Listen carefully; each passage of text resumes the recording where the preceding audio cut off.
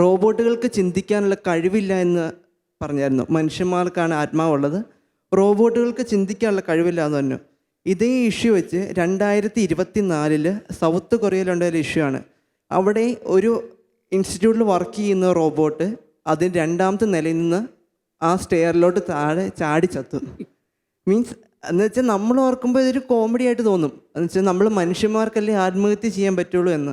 കാരണം ഈ റോബോട്ട് എന്ന് പറയുന്ന സാധനം നമ്മൾ കോഡ് ചെയ്യുന്നതാണ് എങ്കിൽ അതിനെങ്ങനെ ഇങ്ങനെ ചിന്തിക്കാൻ വന്നു എന്ന് വെച്ചാൽ അത് വർക്ക് ലോഡ് കൂടി അങ്ങനെ ഇൻസിഡൻറ്റ് ഉണ്ടായതായിട്ട് റിപ്പോർട്ട് ചെയ്തിട്ടുണ്ട്. അതായത് ടോണി ഒന്നുകൂടി ക്ലിയർ ആകാൻ വേണ്ടി ചോദിക്കുക, വർക്ക് ലോഡ് കൂടി ജോബ് സ്ട്രെസ് കാരണമാണോ റോബോട്ട് ആത്മഹത്യ ചെയ്തത്? അങ്ങനെയാണ് ആ ന്യൂസിൽ റിപ്പോർട്ട് ചെയ്തിട്ടുള്ളത്. ന്യൂസിൽ റിപ്പോർട്ട് ചെയ്തത് എവിടെ നടന്ന്?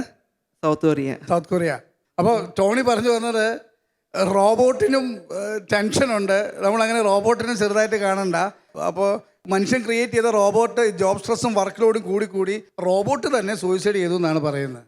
അപ്പോൾ ഇമോഷൻസ് ഇല്ല, ആത്മാവില്ല എന്ന് പൊതുവിൽ പറയപ്പെടുന്നുണ്ടെങ്കിലും റോബോട്ടിനും ഒരു ഒരു വേദന എന്നാണ് ടോണി ചൂണ്ടിക്കാണിച്ചിരിക്കുന്നത്. അപ്പോൾ ആ റോബോട്ടിന് പോലും ജോബ് സ്ട്രെസ് താങ്ങാൻ പറ്റുന്നില്ല എന്നും കൂടെ ഒരു ധ്വനി അതിനകത്തുണ്ട്. ഒരു പക്ഷേ എഡ്വിൻ പറഞ്ഞതുപോലെ ആ റോബോട്ടിനെ പ്രോഗ്രാം ചെയ്ത ആൾ ഇങ്ങനെ പറഞ്ഞു വെച്ചിട്ടുണ്ടാവും, നീ മടുത്ത് കഴിയുമ്പോൾ ഇങ്ങനെ ചത്തോളെ. അതല്ലാതെ റോബോട്ടിന് പെർഫോം ചെയ്യാൻ പറ്റുമോ? കാരണം എഡ്വിൻ നേരത്തെ സൂചിപ്പിച്ചു, ഇത് പ്രോഗ്രാം ചെയ്യുന്ന ആളുടെ ഒരു തോട്ട് പ്രോസസ്സും അല്ലെങ്കിൽ അയാളുടെ ഒരു ഐഡൻറ്റിറ്റിയുമാണ് AI ചെയ്യുന്നതെന്നാണ് എഡ്വിൻ പറഞ്ഞത്. ഞാൻ അതിനോട് യോജിക്കുകയും ചെയ്യുന്നു. അങ്ങനെയെങ്കിൽ ടോണി പറഞ്ഞത് തള്ളിക്കളയാൻ പറ്റില്ല.